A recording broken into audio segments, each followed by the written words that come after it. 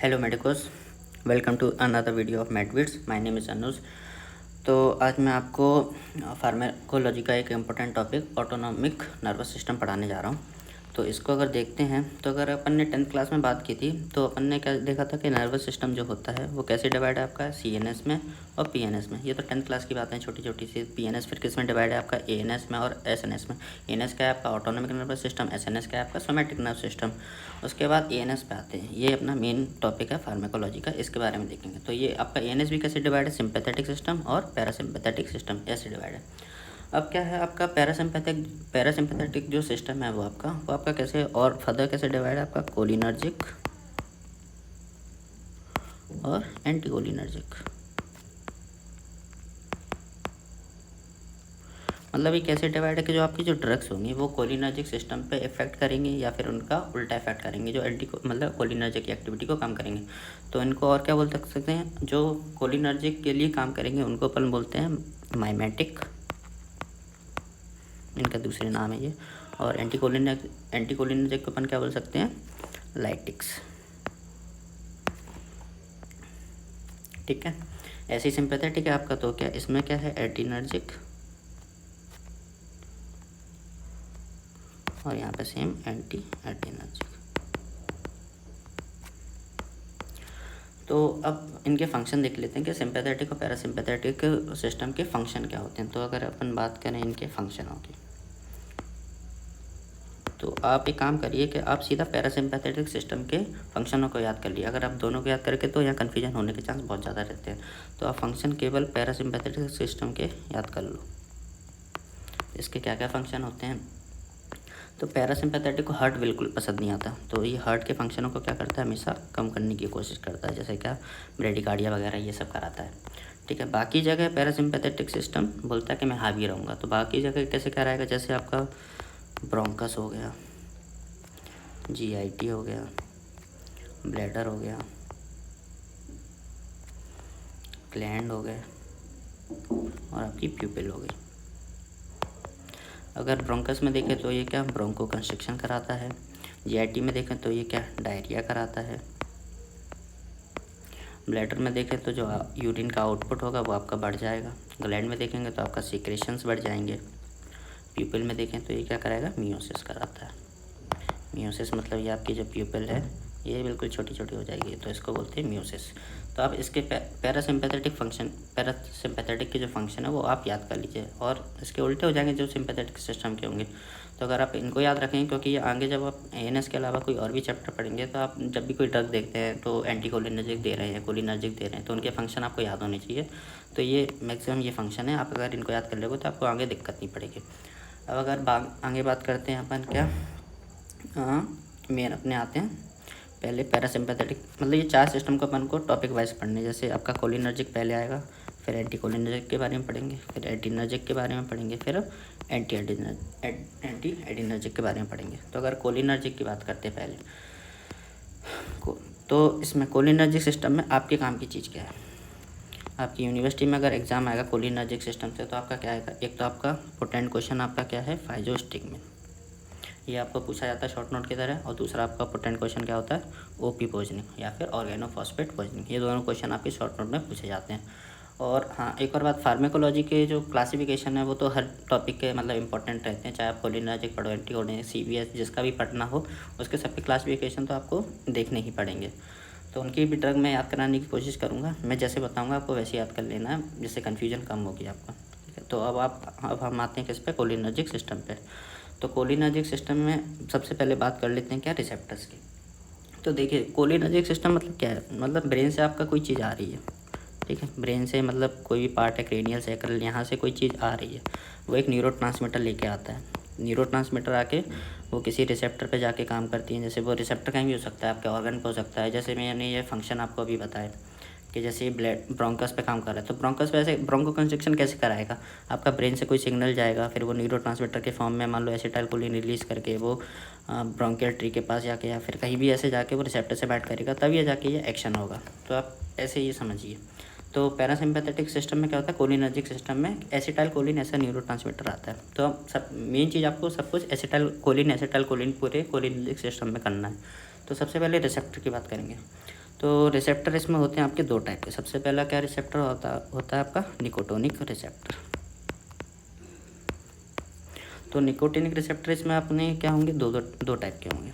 क्या, एक तो नर्व और एक नर्व मसल। बस ये रिसेप्टर के आपको नाम पता होना चाहिए, तो आप नाम देख लीजिए। उसके बाद आते हैं किस पे, मस्क्यूरेनिक।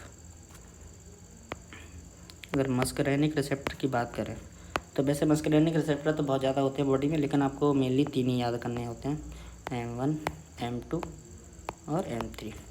तो M1 हार्ट पे होता है, सॉरी हार्ट पे नहीं होता, स्टमक पे होता है। दूसरा अपना M2 कहाँ पे होता है, हार्ट पे होता है। और M3 अपना लास्ट कहाँ पे होता है, अदर प्लेसेस पे, रेस्ट अदर प्लेसेस।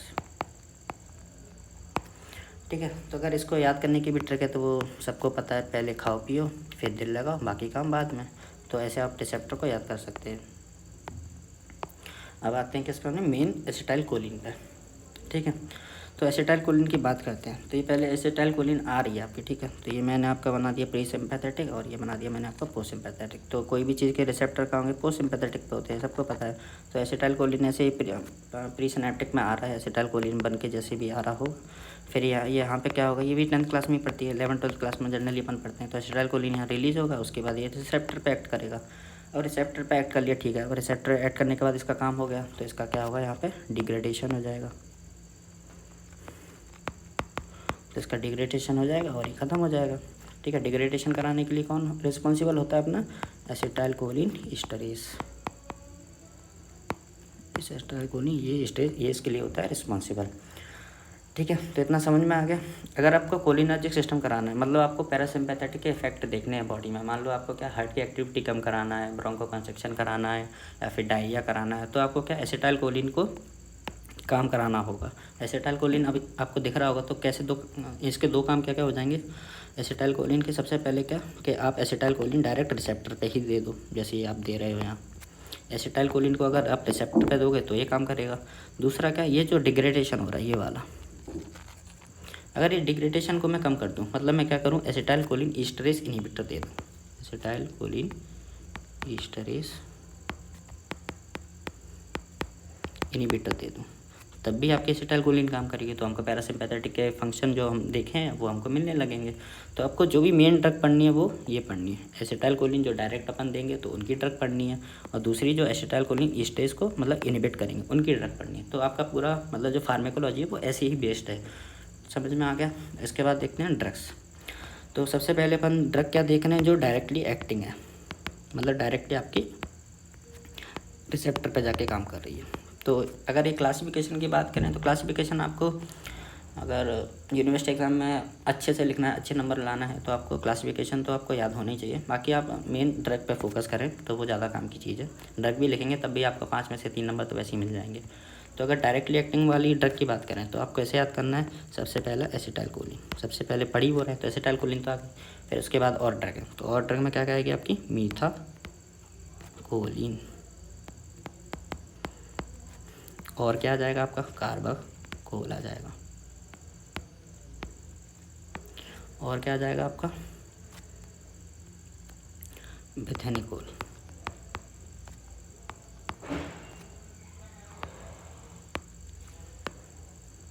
ठीक है, दूसरे और क्या हो सकती है अपनी, तो एक हो सकती है अपनी मस्कराइन, पाइलोकार्पिन और एरिकोलिन। देखिए, एक तो ड्रग में आपको हमेशा जो ड्रग की स्पेलिंग है वो एकदम सही लिखनी है पेपर में। अगर ड्रग में थोड़ी सी स्पेलिंग गलत कर दी तो हमारे टीचरों को पसंद नहीं आती, वो फट से काट देंगे। ठीक है, तो स्पेलिंग का बेस मतलब अच्छे से ध्यान देना जब भी आप ड्रग लिख रहे हो। ठीक है, इसमें अगर मेन ड्रग की बात करें कि आपको मतलब ड्रग इतनी सारी ड्रग हैं, काम की कौन सी है, तो इसमें काम की तो सारी ड्रग है, लेकिन जो मोस्टली अपन ANS में पढ़ेंगे आपकी, एक तो एसिटाइल कोलिन है ये वाली, एक आपकी कार्बाकोल के बारे में आपको एक इम्पोर्टेंट पॉइंट पता होना चाहिए। क्या पता होना चाहिए कि जो आपकी कार्बाकोल है वो आपके दोनों रिसेप्टरों पे काम करती है। एक्ट ऑन, ये एक्ट है, act on both receptor. Both receptor क्या आपके, निकोटिनिक और मस्करेनिक, ये दो रिसेप्टर। इसके अलावा क्या और कौन सी इंपॉर्टेंट ड्रग है, तो आपकी पाइलोकार्पिन। तो पाइलोकार्पिन क्यों इंपॉर्टेंट है, क्योंकि ये ग्लूकोमा में यूज़ होती है। ग्लूकोमा के लिए एक अलग से मैं वीडियो बनाऊंगा, उसमें पूरा ग्लूकोमा आपको समझाऊंगा कैसे होता है, क्या दवाई देते हैं, कैसे उसका ट्रीटमेंट है, सब कुछ। ठीक है, तो ये आपकी क्या होगी, डायरेक्टली एक्टिंग एसिटाइलकोलिन वाली ड्रग होगी। ठीक है, अब आते हैं किस पे बात करेंगे अपन, एसिटाइलकोलिन ईस्ट्रेस इनहिबिटर। तो दूसरी ड्रग है वो आपकी कौन सी होगी, एसिटाइलकोलिन ईस्ट्रेस इनहिबिटर। तो जब ईस्ट्रेस इनहिबिटर की बात करेंगे तो ईस्ट्रेस इनहिबिटर आपके दो पार्ट में बटे होंगे। क्या क्या, एक तो रिवर्सिबल, मतलब ऐसा कि थोड़ी देर के लिए काम करे उसके बाद वापस हो जाए। फिर दूसरा क्या, इरिवर्सिबल, ये बोलते हैं कि हम एंजाइम को तो छोड़ेंगे नहीं, एक बार ख़त्म तो ख़त्म। तो अब इसमें ड्रग देखनी है, तो रिवर्सिबल में ड्रग देखनी है तो क्या क्या आएंगी आपकी, आएगी सबसे इम्पोर्टेंट ड्रग फाइजोस्टिगमिन।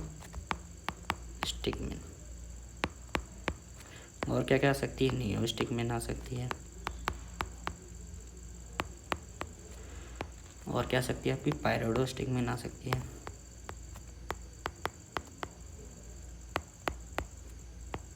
और क्या आ सकती है आपकी, एट्रोफोनियम आ सकती है। और रिवर्सिबल की बात करें तो इसमें क्या क्या ड्रग आएंगी, तो इसमें आपकी आती है कार्बेरल, प्रोपाक्सर,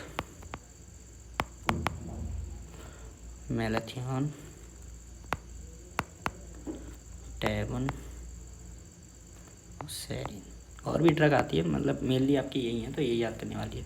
अब मैं आपको बोला कि फाइजोस्टिगमिन इतनी इंपॉर्टेंट क्यों है। अगर फाइजोस्टिगमिन को मैं इंपॉर्टेंट बोल रहा हूँ, नियोस्टिगमिन को क्यों नहीं बोल रहा, क्योंकि फाइजोस्टिगमिन जो होती है वो आपकी लिपिड सॉल्युबल होती है। और जो आपको पता ही होगा, जनरल फार्मा में पढ़े होंगे कि आपकी जो भी ड्रग लिपिड सॉल्युबल होती है उसको बहुत फ़ायदा होता है, वो बॉडी में कहीं भी बढ़िया फ्रीली घूम सकती है। और नियोस्टिगमिन बस इसी प्रॉपर्टी को लैक करती है, क्या कि वो वाटर सॉल्युबल होती है, बस इतना ही फ़र्क है। ठीक है, तो इस वीडियो में मैं आपको फाइजोस्टिगमिन के बारे में बता देता हूँ, फाइजोस्टिगमिन से रिलेटेड क्या क्या, मतलब यूज़, फाइजोस्टिगमिन के आपको यूज़ पूछे जाते हैं। शॉर्ट नोट में आपको क्या आएगा, फाइजोस्टिगमिन, ये आपको ऐसा शॉर्ट नोट पूछा जाता है।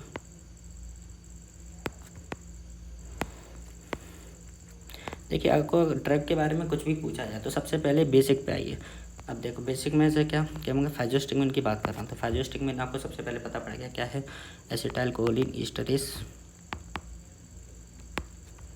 इनहिबिटर है, ये समझ में आ गया। दूसरा क्या, कोलिनर्जिक ड्रग है, ये भी समझ में आ गया। काम क्या क्या कराएगी, जो पैरासिम्पैथेटिक के फंक्शन होते हैं वो सभी काम करवाएगी, उसमें हेल्पफुल होगी। ठीक है, इसके अलावा और यूजेस क्या होंगे, तो अपन देखेंगे इसके यूजेस कि फाइजोस्टिगमिन को आप कहाँ कहाँ देते हैं। तो इस यूजेस में देखेंगे तो सबसे पहले आता है आपका ग्लूकोमा। ठीक है, सबसे पहले अपन ग्लूकोमा देखेंगे, तो ग्लूकोमा में ये क्या काम करती है आपका, ग्लूकोमा जो इंट्रा ऑकुलर प्रेशर होता है वो उसको अब कम करती है। ठीक है, और वो कैसे कम करेगी, मियोसिस करा के। अब मैंने बोला ही है कि आपको पैरासिम्पैथेटिक के फंक्शन याद होने चाहिए, तो उससे आपको समझ में आ जाएगा अभी तक ये मियोसिस कराती है, इसका फंक्शन ही है। ठीक है, और क्या कराती है, फैसिलेट कराती है क्या, एक्वस ह्यूमर के ड्रेनेज को। तो क्या कराएगी, facilitate drainage of aqueous humour. ठीक है, तो ये हो गया पहला यूज़। दूसरा यूज़ होगा आपका एट्रोपिन पॉइजनिंग। ठीक है, तो अभी आप नाम सुन लीजिए कि एट्रोपिन पॉइजनिंग है, बस कुछ ऐसा, क्योंकि एट्रोपिन पॉइजनिंग को अपन एंटीकोलिनर्जिक में पढ़ते हैं, बहुत इंपॉर्टेंट ड्रग है। पूरा एक मतलब लॉन्ग क्वेश्चन या फिर शॉर्ट क्वेश्चन कुछ भी एट्रोपिन पॉइजनिंग पे, एट्रोपिन पे पूछा सकता है। तो जो एट्रोपिन की पॉइजनिंग होगी तो ये क्या करती है, जो फाइजोस्टिगमिन होती है वो क्या करती है, जो एट्रोपिन पॉइजनिंग का इफेक्ट है उसको जो कॉम्पिटिटिवली रिवर्स कर देती है। तो क्या करेगी, competitively reverse the effect of atropine poisoning.